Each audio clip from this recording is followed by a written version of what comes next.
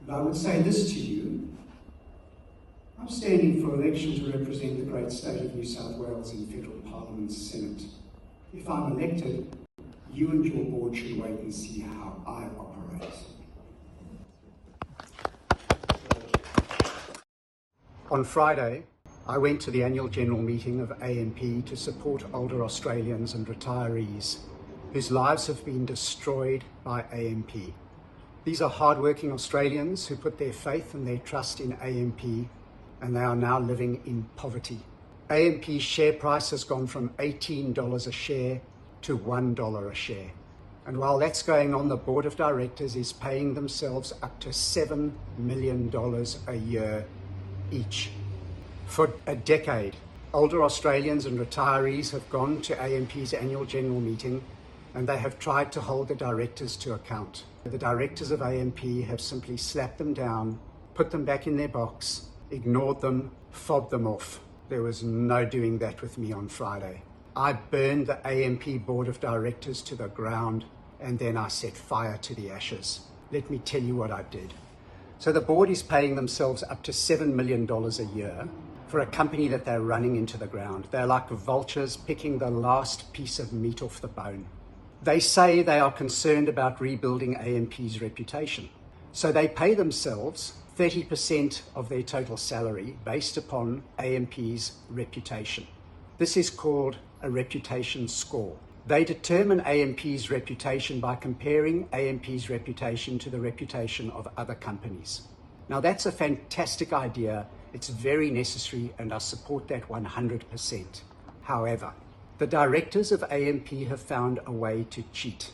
They cheat by comparing AMP's reputation to the shittest companies they can find. That way, they always pass the test and they get another approximately $2 million a year each. I questioned the chairman of the board, Mike Hurst, and the CEO, Alexis George, about the cheat that they've come up with.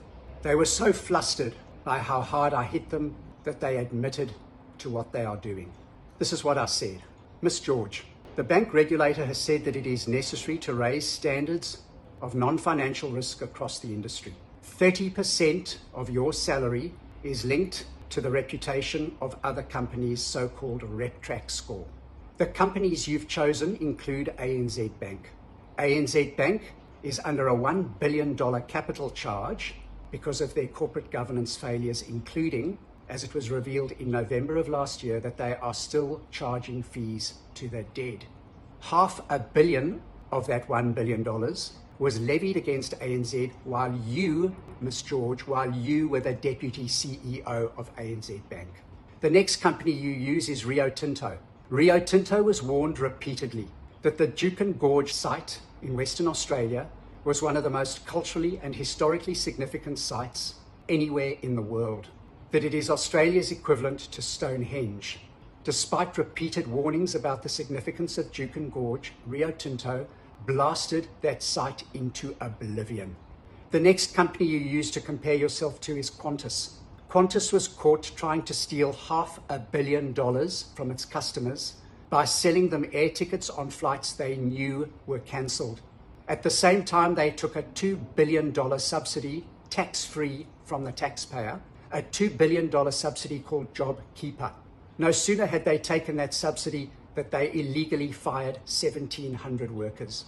And the next company you use to compare yourself to is Westpac. Westpac paid a $1.3 billion fine for breaching anti-money laundering and counter-terrorism financing laws.